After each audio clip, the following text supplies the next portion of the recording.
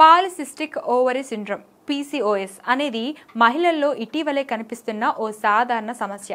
దీని బారిన మహిళలు హార్మోన్లు సమతుల్యత దెబ్బతినడం, జీర్ణక్రియ రుగ్మత, క్రమరహిత ఋతుస్రావం వంటి సమస్యలతో తరచూ ఇబ్బంది పడుతుంటారు. ఫలితంగా వంధ్యత్వం, మొటిమలు, జుట్టు రాలిపోవడం, బరువు పెరగడం వంటి లక్షణాలు కనిపిస్తుంటాయి. దీంతో పాటు ఇటీవల కాలంలో డయాబెటిక్స్ బారిన పడుతున్న మహిళలు సంఖ్య అధికమవుతుంది.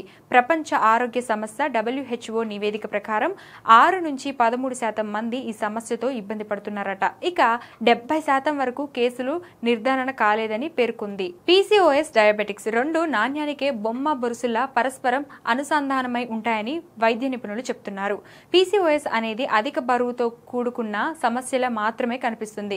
కానీ సన్నగా, నాజుగ్గా ఉండే మహిళలతో సహా ఎవరికైనా వీటి బారిన పడే అవకాశం ఉందంటున్నారు ఆరోగ్య నిపుణులు. ఇది టైప్ 2 డయాబెటిక్స్ కి దారి తీసే ప్రమాదం ఉందని వివరిస్తున్నారు. టైప్ 1 డయాబెటిక్స్ ఉన్న మహిళలు, ముఖ్యంగా అధిక మోతాదులో ఇన్సులిన్ తీసుకునే వారిలో తరచూ పీసీఓఎస్ లక్షణాలు కనిపిస్తుంటాయని చెప్తున్నారు. అయితే కొన్ని చిట్కాల ద్వారా వీటిని నియంత్రించవచ్చని పేర్కొంటున్నారు. ఆ చిట్కాలేంటో ఇప్పుడు చూద్దాం.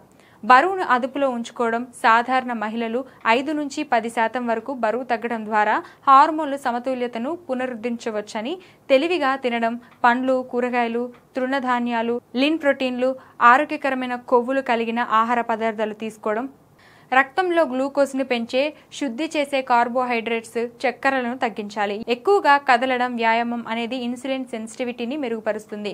కాబట్టి క్రమం తప్పకుండా వ్యాయామం చేయడం, నడవడం వంటివి చేయాలి.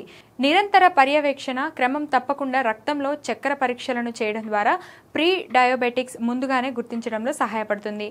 మందుల వాడకం, వైద్యుల పర్యవేక్షణలో మెటాఫాలిన్ వంటి మందులు ఇన్సులిన్ ని నిరోధించడంతో పాటు పీసీఓఎస్ లక్షణాలను నియంత్రించేందుకు తోడ్పడతాయి.